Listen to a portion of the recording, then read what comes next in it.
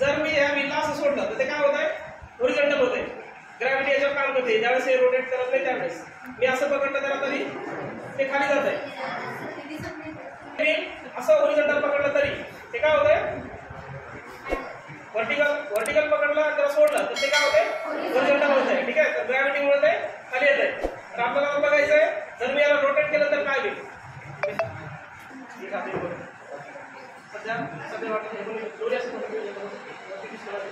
आता मी याला काय करतो, रोटेट करतोय आणि बस रोटेट करल्यानंतर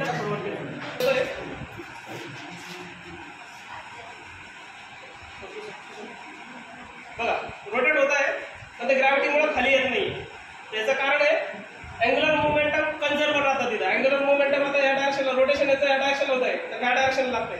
ही डायरेक्शन जी आहे आता अँग्युलर मोमेंटची, आणि यामध्ये टॉर्क सुद्धा काम करतो. टॉर्क जो आहे कोणत्या डायरेक्शनला लागेल तर फोर्स आणि टॉर्क हे समजण्यासाठी आपण त्याचा दुसरा एक्सपेरिमेंट करतो.